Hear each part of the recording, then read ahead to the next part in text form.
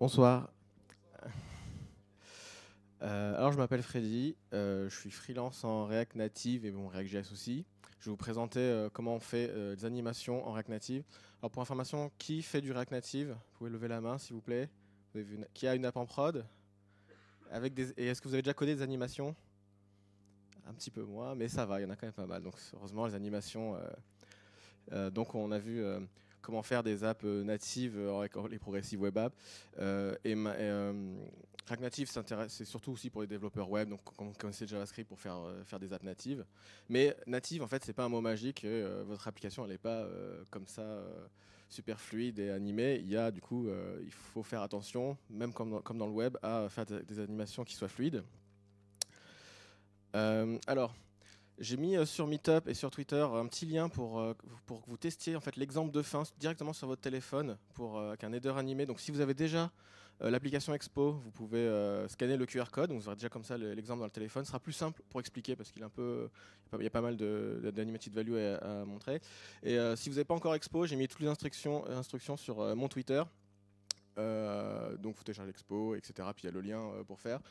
Sinon vous pouvez aussi me suivre sur Twitter. Je fais un peu de veille techno du coup sur React Native principalement. Voilà, c'est à peu près tout. Je vous laisse un peu le temps de scanner, c'est bon. Qu'est-ce que je peux faire pour meubler? Je peux continuer de me présenter. Alors comme j'ai dit, bah voilà, je suis freelance en React Native. J'ai aussi un projet à côté où du coup j'ai commencé ma première application en React Native il y a 2 ans et demi. Elle est en prod depuis 1 an et demi, donc j'ai aussi avoir des utilisateurs, ça aide, etc. C'est bon, le QR code, l'exemple sera pour la fin, mais je pense que c'est plus sympa de l'avoir dans la main. Et au pire, il y aura ma signature Twitter en bas si vous voulez le retrouver. Alors, donc voilà par exemple 2 exemples d'applications. À gauche, l'application que j'ai fait pour mon client en 2018, Accor. Et à droite, c'est mon application à moi, c'est Manga Collect, une application de gestion de collection de mangas, plus perso. Donc voilà, l'animation qu'on va recréer à la fin, c'est à peu près ça. C'est un parallaxe avec un header qui s'anime au scroll, avec du bounce, etc. Genre de choses. C'est à peu près donc l'exemple de fin, et donc je vais vous montrer toute l'API pour comprendre en quoi les animations sont différentes en React Native. Alors vite fait pour ceux qui font du React, bon, j'espère tout le monde ici, mais pas de React Native, les petites différences pour comprendre un petit peu. Le style, on peut directement le passer en fait, il n'y a pas de CSS, il n'y a pas de cascade. C'est directement du CSS in JS, c'est même en fait pire que ça, c'est du style inline. On va juste déclarer les objets en JSON, en camel case plutôt qu'avec des tirets, et les donner en style directement d'un objet view. Pas de div non plus, il y a juste view, etc. Et autre petite différence, transform, du coup, plutôt que de passer une longue string où l'ordre est important, on passe directement à un tableau avec les propriétés où l'ordre est aussi évidemment important pour faire nos transformations, qui est que les flexbox, etc. Enfin, je reviens pas là-dessus, je vais pas faire un talk React Native. Alors, qu'est-ce qu'elle a de particulier, l'Animated API? En fait, elle est déclarative. Ça permet, en fait, là où dans le web, on a les animations déclaratives sont en CSS et elles sont non contrôlables, elles sont vraiment fire and forget. Et quand on veut faire des animations contrôlables, on est obligé de faire du JavaScript ou du coup, on va dans un code impératif. Là, on va être tout en JavaScript, mais avec une API déclarative. Et pourquoi cette contrainte? C'est parce qu'on va vouloir après envoyer tout le code dans le natif. On va déclarer notre animation et les événements qu'il récupère. Et le code sera exécuté en natif sans faire l'aller-retour entre le natif et le JavaScript via le bridge, qui est en fait la source souvent de problèmes dans une appli React Native pour être performant. Et, parce que du coup, même si on est en React Native, il y a le JavaScript, donc il y a l'event loop, et si vous faites quelque chose qui bloque le thread, votre animation, si elle est dépendante du thread JavaScript, eh ben, elle peut être bloquée. Et ça fait pas du tout un fil natif. Alors, on va commencer avec des animations non interactives pour se fier un peu à l'API. En gros, à peu près les animations qu'on fait en CS. Donc je clique et un translate. Wouhou! Comment on fait ça? Donc il y a Animated Timing. Animated, on l'importe de React Native directement. On peut déclarer du coup une Animated Value. Donc là, vous voyez que je l'accroche directement au component React. Je n'ai pas besoin de le mettre dans le state vu que du coup, cette value va s'update sans updater le state et justement, on ne va pas provoquer un overrender. Donc, je n'ai pas besoin de la mettre dans le state. Et je lui mets par exemple une value à 0 au début. Je la passe directement dans mon style. Ici, vous voyez translate x, je lui fais donc this translate value là. ça sélectionne très mal. Et par contre, il faut que j'utilise des objets qui viennent de Animated, donc animated.view par exemple. Il y en a déjà plusieurs qui sont créés. Et c'est important parce que sinon, si vous passez de façon à view quelque chose, par exemple un translate x qui n'est pas un number, il va vous le dire non, non, il va faire une erreur. Vous le faites de toute façon, même on continue de faire l'erreur, mais c'est pas grave. Il faut le savoir, animated.view, etc. Donc quand je touche sur le bouton, je lance l'animation, donc avec animated.timing, qui prend en paramètre du coup en premier l'animated value qu'on a déclaré au-dessus, et ensuite la configuration. Donc to value à 600 et du coup d'une durée de 1000 millisecondes, donc 1 seconde. Donc tu vas, du coup, vu qu'on l'a donné à transform translate x, il va aller de 0 à 600 pixels, avec des gros guillemets, hein, pixels, hein, mais je vais dire pixels par convention pour le reste du talk. Donc il va aller de 0 à 600 et c'est s'arrêter, timing, tout simplement. Donc voilà, c'est à peu près le type d'animation qu'on fait à peu près en CSS de manière simple. Donc tous les components animated, il y a la view, le texte, le scroll view, l'image, etc. Et si jamais il n'y est pas, ou si vous utilisez un component qui vient d'une librairie, vous pouvez quand même le créer en animated avec create animated component. Alors, il y a le timing, je vais principalement utiliser ça pour les exemples, mais il y a aussi évidemment le spring. Donc, le timing, ça va être du coup, vous allez déclarer un temps, etc., et ça va faire l'animation. Le spring, on est plus sur un modèle physique où on va donner de la friction, etc., et de une vitesse, et qui va se faire par rapport à la vitesse. C'est un autre type d'animation. On peut le faire aussi en React Native, c'est assez vraiment intéressant, DC, etc., pardon, etc. Je ne vais pas faire toute la doc, je vais juste utiliser timing pour les exemples.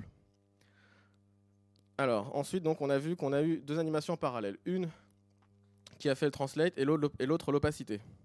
Donc on a aussi animated.parallèle. On va déclarer ici deux valeurs, celle qui va être utilisée pour le translate et l'autre pour l'opacité. On les met tous les deux à 0 par défaut. Donc la première, on la donne au carré rose, le translate, et la deuxième, on la donne au carré noir pour l'opacité. Et on va l'animer du coup avec parallèle. Parallèle du coup va prendre en argument un tableau où on va mettre différentes animations.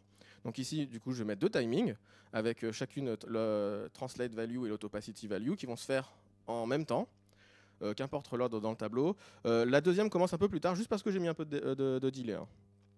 Et on voit aussi un autre paramètre qu'on peut utiliser, donc les fonctions de easing. Vous avez l'habitude en CSS, etc. Je ne vais pas revenir faire une slide pour dire easy, is out, etc. Autre exemple, on peut faire en séquence. Il y a une animation, elle a terminé, puis l'autre c'est fait. Donc on a un animated.séquence, tout simplement.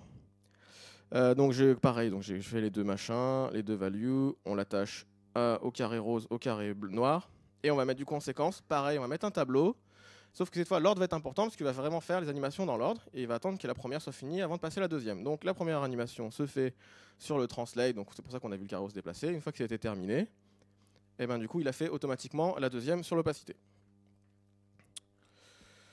Et là où ça devient un peu intéressant, c'est qu'on peut combiner un peu à la finie les timings, les séquences, les parallèles, etc. Donc là, par exemple, je vais avoir deux animations en parallèle qui, après une séquence, vont animer une opacité sur les deux carrés. Parallèle et séquence. Là, je vais déclarer trois valeurs. Donc une pour le translate du carré rose, un pour le carré noir, et un seul pour l'opacité. L'opacité, du coup, je peux la passer, la valeur, je peux la passer pour les deux, et utiliser pour les deux la même valeur. Donc par défaut, l'un il y a 0, l'autre à 600, c'est pour ça qu'ils vont faire ça. Et ils sont l'opacité, je la mets à 1, c'est pour ça qu'ils sont visibles. Donc du coup, voilà, je lui passe du coup style opacity value, le transform translate x, et pareil, opacity, donc la même que l'autre. Et par contre, il a l'autre valeur de translate au deuxième carré. Et comment j'anime tout ça? Du coup, j'ai une énorme séquence avec en premier paramètre le parallèle, qui du coup a le timing qui va faire les deux translates. Et une fois qu'il aura terminé du coup ce parallèle avec les deux animations, il va passer sur le deuxième de la séquence qui est l'opacité. Donc en bougeant uniquement cette opacité, les opacités, du coup, vu que les deux carrés sont reliés aux mêmes valeurs, ça va animer les deux. Donc voilà, il y en a plein d'autres. Hein. Vous pouvez vous amuser avec le délai, les loops, etc. Vous pouvez créer, il y en a plein de trucs, etc.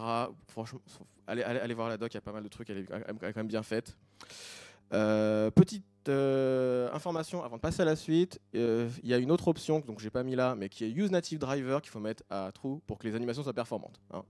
C'est la propriété magique, sauf qu'elle n'est pas si magique. En fait, avec ça, on peut uniquement utiliser transform et opacité.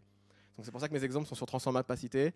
Et ce qui est marrant, c'est qu'en fait, c'est la même contrainte que dans le web. Si vous voulez, dans performant, dans les animations web, quand vous faites vos progressive web apps, c'est pareil, il faut utiliser que transform opacité pour les composites, etc. Donc en fait, être en natif, il n'y a pas de secret. En fait, que ce soit natif ou web, faire la performance, il n'y a pas de secret. Donc voilà, on l'ajoute comme ça, native driver à true, il faut le mettre partout. De toute façon, vous le verrez sur Android. Sinon, si vous ne le mettez pas et que vous utilisez autre chose, c'est hyper lent. Alors, donc là, on a créé plusieurs values, etc.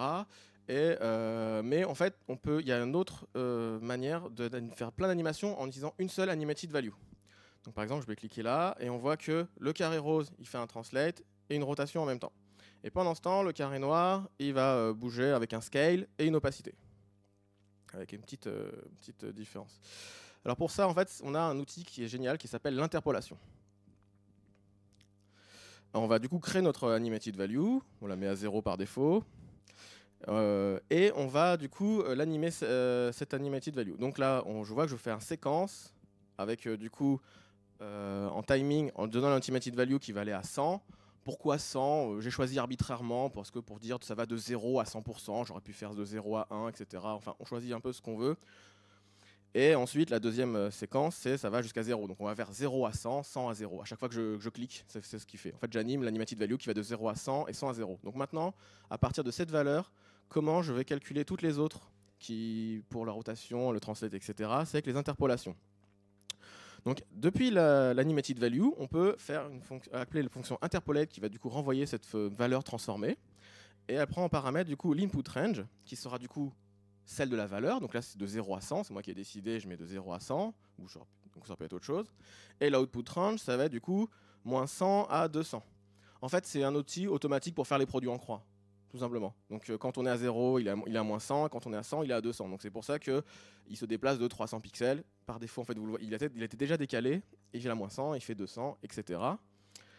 Pour la rotation, donc sur la même animated value, donc je peux créer une autre interpolation. Donc de 0 à 100, va de 0 à 180 degrés. Donc c'est pour ça qu'il tourne en même temps qu'il fait la translation. Donc là, on voit que la conversion de string est automatique pour les degrés et les radians. Je sais plus si ça fait pour tout, je suis pas sûr. Mais en tout cas, pour les degrés et les radians, ça marche. Je crée encore une autre interpolation, du coup, pour l'autre carré noir, si vous vous souvenez. Il a une petite particularité, il a deux vitesses un peu différentes. Il fait l'opacité, elle est qu'au début, après il reste noir pendant tout le temps. Et le scale, ça s'accélère un petit peu à la fin. Parce que du coup, input range et output range, c'est un tableau, donc on peut mettre plusieurs valeurs. Donc de 0 à 80% de l'animation, ça fait de 0,5 à 1. Puis de 80 à 100, il est passé de 1 à 1,5. C'est pour ça qu'on a l'impression de scale qui s'accélère. Donc on peut mettre autant de points qu'on veut pour les besoins de notre animation. Et il y a d'autres fonctions qui est l'extrapolate clamp. Donc par exemple pour l'animated, l'opacité, donc je dis de 0 à 50% de l'animation, tu vas de 0 à 1. Mais je ne veux pas que tu ailles plus loin que ça si je veux pas mettre l'opacité à 2, ça ne sert à rien. Donc je lui dis extrapolate clamp, c'est-à-dire ne va pas au-delà des limites que j'ai définies dans l'output range. Donc tu ne vas pas plus loin que 0, plus loin que 1. Ça revient au même ce que j'ai mis en commentaire si on avait écrit à la main 100 et 1 directement, quoi. On aurait fait donc 0 à 1 et 1 pour l'animation. Donc après, on les a donnés à ces deux box, etc. comme ça. Donc voilà une autre vue des interpolations. On peut interpréter. Donc on a sur l'axe, sur les X, on a l'input range, donc de 0 à 100, hop, hop, et l'output range que ça représente. Donc à 0, quand on est à 0, ça fait à moins 100. Et quand on est à 100, elle va à 200. Et donc, évidemment, c'est le produit en croix automatique. Il calcule toutes les valeurs qu'il y a. Donc, ça peut se représenter par cette droite. Et par défaut, l'extrapolate est à extend. C'est-à-dire que si on va au-delà dans l'input range, du coup, c'est ce que j'ai mis en tiret, ça irait au-delà de 200 et au-delà de moins 100 en préservant du coup la courbe qui est tracée par les points. La courbe à droite. Il y a une autre valeur, qui est ça du coup qu'on a vu que c'est clamp. Du coup, c'est pour bloquer. Donc là, ça irait pas en dessous de moins 100 et au-dessous de 200. Donc on voit que même quand si l'input range elle serait plus de 100, la valeur en sortie serait toujours à 200, elle serait capée, quoi. Et pareil de l'autre côté. Donc avec ça, on peut commencer à créer des droites un peu plus biscornues, etc. avec plusieurs valeurs. Donc par exemple ici, l'input range de moins 80, donc il serait à 40. Ici, moins 80, 40, ça s'est fait ce point-là. 0, 0, du coup il est ici, ça trace cette première droite. Puis la deuxième entre 0,100 et 0,20. Du coup, qui viendrait ici. On peut aussi du coup avoir une valeur différente d'extrapolate entre la droite et la gauche. Donc extrapolate left à extend, qui va se calculer par rapport aux deux derniers points pour faire les tirets jusqu'ici. Et à droite, le clamp, donc ça veut dire vraiment encore, ne va pas plus loin que l'input range, donc ne va pas en dessous de moins 20. Même si l'input range est supérieur à 100, il n'y aura jamais une sortie de valeur en dessous de moins 20. Donc voilà, on va commencer à arriver à les animations interactives. Donc là, vous voyez que j'ai tout animé avec une seule valeur. Donc vous allez comprendre que la valeur, plutôt que de l'animer moi-même avec un timing en boucle, je vais la récupérer d'un événement utilisateur, comme un scroll. Ce qui va nous servir. Est-ce que vous avez déjà l'application? On va y arriver. Donc ça, c'est l'exemple que, du coup, que vous avez normalement sur votre téléphone. Donc un header qui se collapse quand on scroll. On voit qu'il y a un petit parallaxe sur l'image, elle ne va pas tout à fait à la même vitesse que le scroll. Le titre change aussi de taille. Il y avait aussi un léger overlay en noir opacité qui du coup s'enlève quand on est en haut. Et quand on est sur iOS, du coup, il y a le bounce négatif. Donc du coup, l'image va aussi être plus grande, le titre va rester au milieu, etc. Donc à peu près à quoi ressemble la structure, la liste d'affichage de cet exemple. On a le header et la scroll view qui sont en haut. Et l'image, en fait, elle est derrière en position absolue. Et vous la voyez uniquement parce que les éléments sont transparents devant. Je vais déclarer deux constantes, qui est la hauteur du header, juste la hauteur du header, et la hauteur du héros, donc ce serait la partie du scroll view qui est visible. Donc par exemple, pour calculer la hauteur de l'image, j'ai juste à additionner les deux. Donc ça, c'est l'exemple en web qui est recréé, qu'on peut jouer avec. Donc vous voyez que les headers, etc., ça marche aussi en web. Alors l'exemple web, je l'ai fait avec React Native Web, parce que c'est bien. Donc le scroll event. Donc j'ai déclaré mes constantes, je vais les utiliser en fait dans mes interpolations, c'est pour ça que j'ai fait un petit slide dessus. Donc 80, 120, mais on s'en fout des valeurs. Donc je fais pareil, je déclare une animated value que je mets à 0 par défaut, et donc elle va se changer par rapport au scroll value. Donc pour ça, j'ai un animated scroll view. Donc je récupère d'animated, pas que pour donner du style, mais aussi pour récupérer les événements. Et tac tac. Et là, c'est ce qui est dans le on scroll. Là où avant, du coup, si j'avais mis une fonction, j'aurais récupéré un event.nativeEvent.contentOffset.y. Là, à la place de passer une fonction, on lui donne du coup un animated event où on va donner en paramètre à quoi l'objet ressemble et comment on va mettre cette valeur à l'intérieur. Donc je vais mettre un objet qui va être native event à l'intérieur de contentOffset et y, zScroll, yValue. Donc en déclarant que cet objet est lié à cette animated value, elle va se mettre automatiquement à jour. On n'oublie pas le useNativeDriver à true. Et quand vous avez utilisé useNativeDriver, vraiment uniquement quand, vous mettez un scroll event throttle à 16. En gros, c'est une API bizarre pour leur dire, en gros, débloque le 60 fps, que 16 c'est pour dire 16 millisecondes, même si normalement c'est pas tout à fait ça, 60 fps, mais en gros c'est comme ça que l'API est faite actuellement, même si c'est un peu bizarre. Pour que ce soit très fluide. Et ah oui, du coup, oui, on va faire l'exemple avant. Donc, j'ai ce scroll yValue, donc qui va de 0 à temps, etc., qui peut être même négatif sur iOS quand on scroll bounce. Donc l'input range, donc ça, on a le scale background interpolate, donc c'est-à-dire c'est l'image. Donc l'image, elle translate d'un côté quand on scroll dans le positif, et quand on scroll dans le négatif, elle s'agrandit. Aussi pour suivre du coup ça, sinon on verrait un espace blanc. Donc quand on est moins la hauteur du total de l'image, on va on va s'en servir pour le scale. Du coup, elle va s'agrandir, donc un scale jusqu'à 2. Et je vais lui dire que tu peux aller au-delà, tu es même plus grand que 2 en fait. Donc c'est-à-dire que si on scroll, imaginons l'image elle fait 200 pixels de hauteur. Si je scroll de moins 200 pixels, du coup je veux que l'image elle fasse 400 pixels, donc scale de 2. C'est comme ça qu'il faut le comprendre. Et par défaut, du coup quand l'input est côté positif 0 ou plus, il est à 1. Et à droite, du coup, je le clampe. Donc l'image n'est jamais plus petite. C'est pour ça que, elle s'agrandit, mais elle ne rétrécit pas de l'autre côté. Ce qui va la bouger, c'est la deuxième valeur. Du coup, ça va être le translate y, du coup interpolate, que je vais du coup le translate y background interpolate. Du coup, lui, alors quand on est à 0, c'est à 0 par défaut. L'image elle est à son emplacement.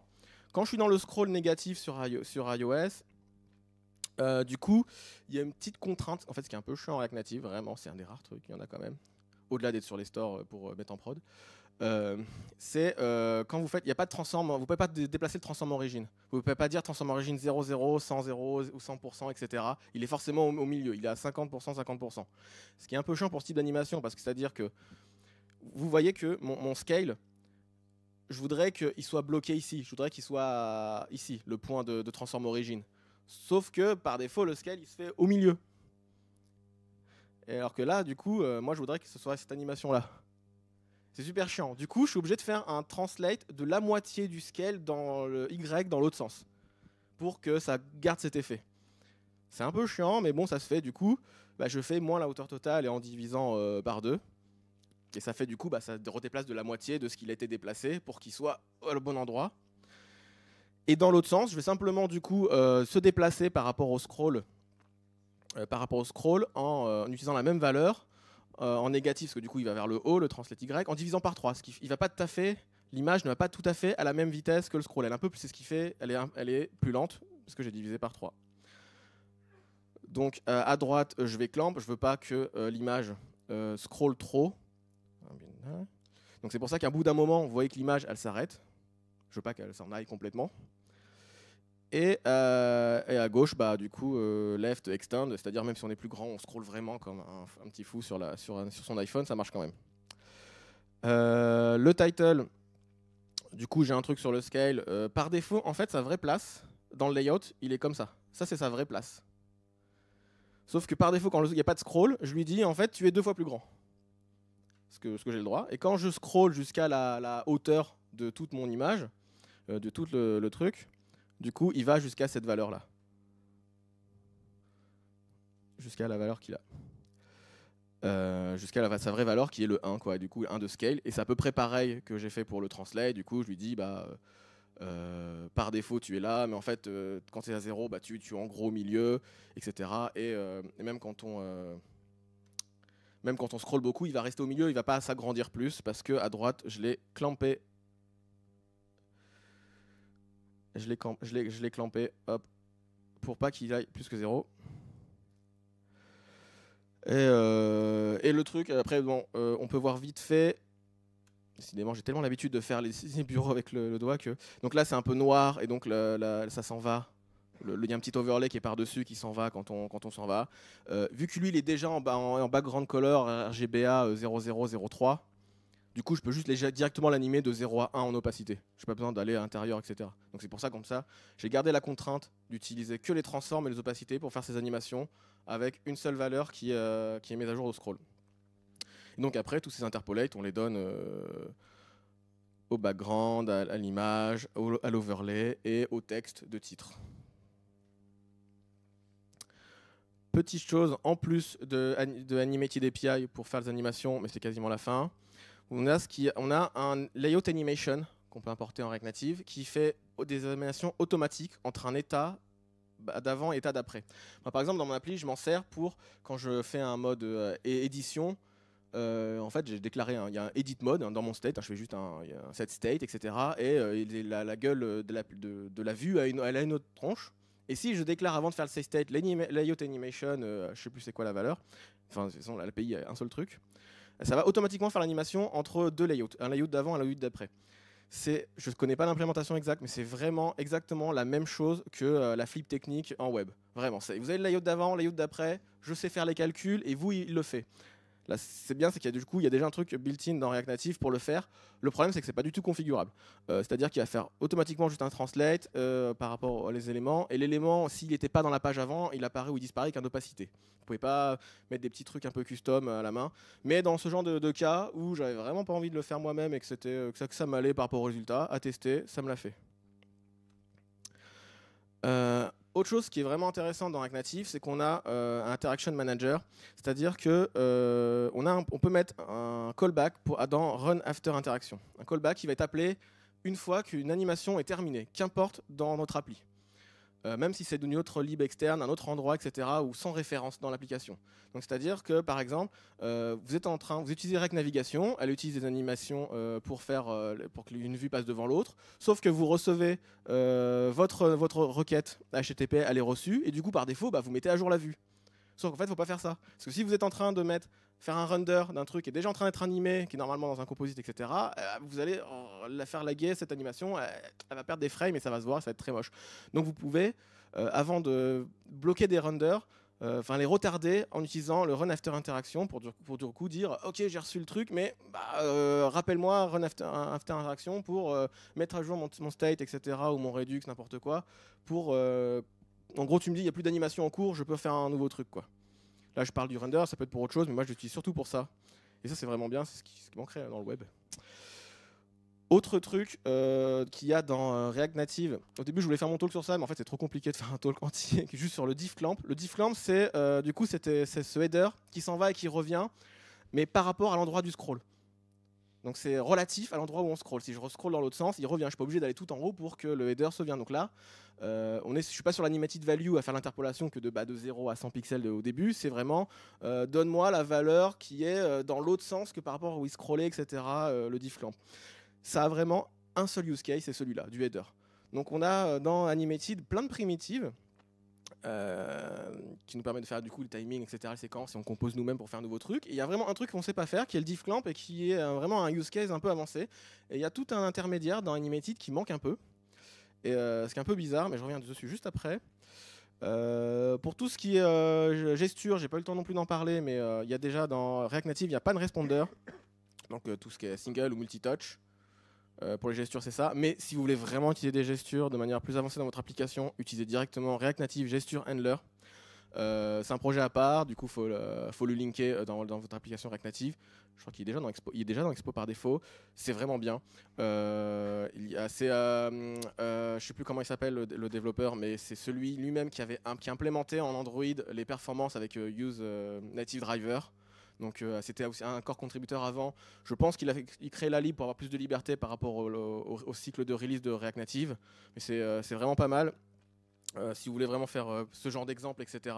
Et je suis arrivé à faire une petite pull request sur le projet, donc on peut comprendre le code encore pour utiliser un peu de friction, etc. pour ajouter, donc c'est vraiment bien. Et il a aussi créé une autre librairie qui est React Native Reanimated. Oui, parce qu'Animated, ça suffit pas. Il faut Reanimated.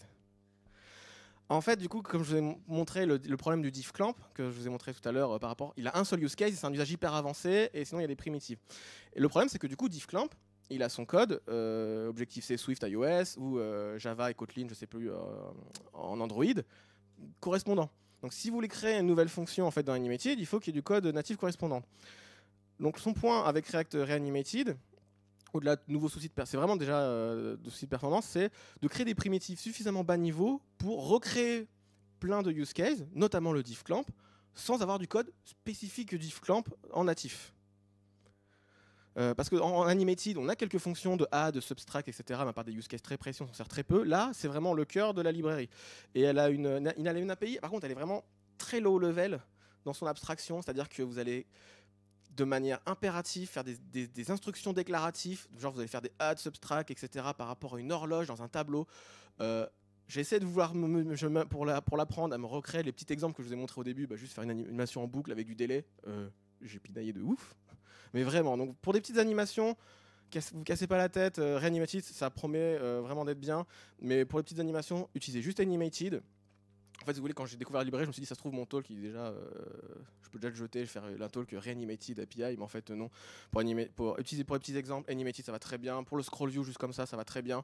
Par contre, si vous voulez utiliser React Native Gesture Handler et commencer à faire des vraies interactions, vous avez un panneau qui vous scrollez vers le haut, et quand vous êtes en haut du scroll, et ben le scroll, du coup, il va scroller le panneau, genre de choses maintenant qu'on voit de plus en plus. Elle est vraiment bien à utiliser en conjointement de React Native Gesture Handler et Reanimated. En fait, il est vraiment, quand vous avez des use cases plus avancés avec Native Gesture Handler, il a eu besoin de créer Reanimated. Et il y a des use cases aussi où on va pouvoir créer vraiment du layout animation cette fois. Donc pouvoir animer hauteur, largeur. C'est pas encore, je sais pas si c'est encore vraiment en prod partout, mais il y a des trucs intéressants. Mais voilà, si vous faites des gestures avancées, sinon elle est un peu compliquée à utiliser.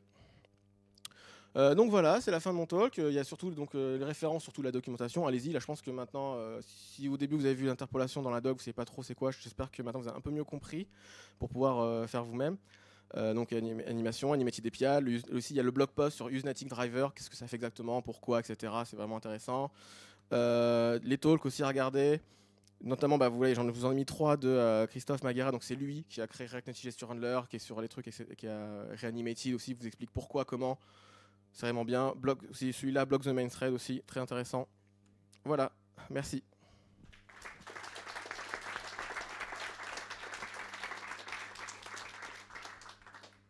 Des questions ?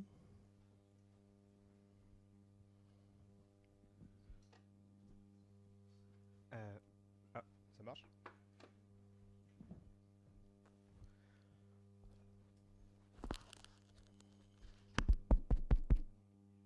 Ok. Du coup, bon, merci pour le talk, déjà, c'était sympa. Je voulais savoir, ça a l'air super bien, on peut faire plein de trucs. Moi, je suis développeur et je t'avoue que faire des animations qui ressemblent à quelque chose un peu sympa, je sais pas faire. Je vais pouvoir m'amuser pendant des heures avec cette API en faisant un truc très moche, à mon avis. Du coup, je voulais savoir, toi, comment tu fais pour concevoir une animation avant de te plonger dedans, quoi, dans le code. Si tu as des tips ou tu regardes des trucs. Déjà en tant que front-end, je pense que je suis un peu sensibilisé au design. En plus, moi, j'ai plus d'un parcours multimédia qu'informatique, donc j'ai aussi des cours de design, etc. Mais je suis pas designer, hein. Rien que le choix des couleurs, je sais pas faire. Donc c'est quand même moi, je viens du web, hein, donc je faisais des progressive web apps en Backbone, en Angular, avant même que React existe, etc. Et donc j'étais aussi sur donc le premier talk qu'il y a eu avant, je connais très bien aussi faire des progressive web apps. Le but, c'est de concurrencer les apps natives. Donc là, faire du React Native m'a permis d'avoir de nouveaux outils, je trouve, pour faire des animations plus simplement. Après, donc cela, si on met de côté la partie technique, c'est qu'est-ce qui apporte du sens pour l'utilisateur. Je pense c'est ça ta question, c'est vraiment qui est l'animation. Ouais, voilà. Comment tu trouves de l'inspiration pour faire un truc qui est bien, enfin, qui ressemble à quelque chose de sympa, quoi. Je pense que déjà en tant qu'utilisateur, tu vois, on a l'habitude d'avoir les applications natives. Je pense que même si on est tous développeurs web, on utilise des applications natives majoritairement dans nos téléphones. On voit celles qu'on aimerait faire, qu'on refaire, etc. Il y a des utilisateurs qui utilisent beaucoup les gestures, par exemple sur les rows pour faire des actions, d'autres non. Moi, je copie pas mal ce qui se fait dans les applications d'Apple. Je regarde les trucs Facebook, etc. Et j'aime bien regarder justement, parce que du coup, j'ai un iPhone et un Android pour développer. J'aime bien regarder la même application Facebook, Twitter, etc. Et la diff qu'il y a entre iOS et Android. D'ailleurs, souvent, de plus en plus, ça se rejoint. La logique de navigation, il n'y a que graphiquement des petites différences, mais sinon, de plus en plus, elles se ressemblent. C'est ça qui est marrant, du coup, de faire de l'hybride aujourd'hui, plutôt que d'avoir un développeur iOS et un développeur Android. Mais sinon, ouais, essaye de faire copier au début des trucs que t'aimes bien, en fait, que tu fais faire. Tu te dis, ah putain, comment on le ferait celle-là, je vais essayer de le refaire, etc. Moi, c'est un peu comme ça que j'ai fait. Sinon, avoir un bon designer qui est full-time dessus et qui te met du challenge, c'est sympa aussi. Ok, merci. Oui. Il faut le... Oui, voilà, Dribble. Dribble, c'est très expérimental, mais du coup, on va pouvoir trouver pas mal d'animations plutôt sympathiques en inspiration dessus. J'avais une question, moi, sinon, tu utilises quoi comme outil pour faire ta presse ? C'est Spectacle. Spectacle ? Ouais. Okay, donc tu vois, après, j'ai une vieille version parce que je l'ai pas mis à jour, mais tu vois, c'est du code en React avec les exemples en React qui marchent au milieu. Ok, je pensais que c'était un package NPM parce qu'il y a plusieurs packages NPM qui permettent de proposer des présentations comme ça. Mais okay. Oui, enfin c'est un package NPM, enfin c'est une librairie quoi. Ok, d'accord. C'est Spectacle, c'est comment il s'appelle ? Je sais plus, ceux qu'on fait Radium, une des premières librairies CSS.js au début. Comment il s'appelle ? Formidable Lab, je sais ça, je crois. Ils sont assez connus dans React. Ouais, c'est ça. En fait, je me posais la question, est-ce qu'il n'y a pas des outils pour faire créer des animations en mode WYSIWYG et générer du code ou voir le code correspondant Alors les outils WYSIWYG pour les applications, ce serait déjà bien, ça marchait tout court avant de parler aux animations.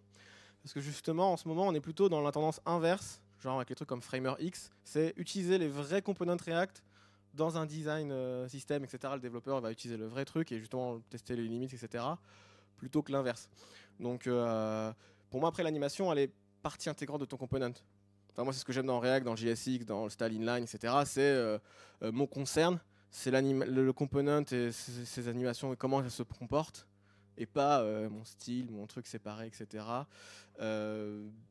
Donc, ces outils-là, pourquoi pas, mais pour l'instant, du coup, ces outils qui sont plus prometteurs utilisent déjà des components qui viennent du code et pas juste un sketch, quoi. Comme, je pense. En fait, ça me rappelle un peu dans le temps où on faisait des animations flash Alors, avec les timers. je suis ancien développeur Flash.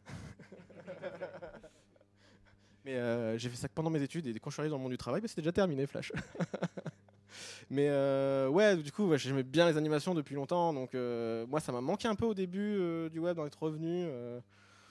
Puis pour être performant, c'était compliqué, fallait vraiment truquer les trucs, quoi. Donc je suis un peu content qu'aujourd'hui... Enfin voilà, ce que j'aime bien avec React Native, c'est que plein de développeurs web, du coup, ont des outils pour commencer à créer des meilleures expériences et sont frustrés un peu quand ils reviennent dans le web, et donc ils veulent avoir les mêmes outils. Et parce que c'est facile de faire un look, une appli native, la header en haut, le scroller, etc. Mais le feel, le ressenti, le time to interactive, quand je clique, ça le fait tout de suite, etc. L'animation, et quand je le relance, avoir de l'offline aussi, c'est super important. C'est plus compliqué à faire. Et quand vous êtes sur le store et que vous commencez à avoir vos premiers 1 étoile, 2 étoiles, parce que votre appli elle est trop lente et vous vous êtes rendu compte que oui, en effet, l'animation, je connaissais pas Use Native Driver, sur Android c'est super lent. Ça met un petit coup de pied aussi, où souvent on dit dans le web, ouais, mais souvent, malheureusement, moi je déplore que les animations sont un nice to have. Aujourd'hui, ça devrait être un must have. C'est comme ça, quand je crée une meilleure expérience utilisateur, ça fait la partie intégrante. Et parce que les utilisateurs, ils ont l'habitude. Ça fait 10 ans qu'on a les smartphones, ça fait 10 ans qu'ils ont ça, quoi. Donc quand on dit oui, c'est suffisant pour mon business, à part de faire du B2B avec un dashboard, et encore même aujourd'hui, quand on est dans un SaaS en B2B avec un dashboard, moi j'ai bossé aussi dans un truc d'analytique, il faut qu'il y ait des animations, il faut faire comprendre à travers l'interface notre application de comportement, etc. pour que l'utilisateur il perde le moins de temps possible, quoi. C'est compliqué de faire simple. Plus d'autres questions? Juste pour conclure vite fait, du coup, je suis freelance, en ce moment j'ai de la dispo, voilà. Merci.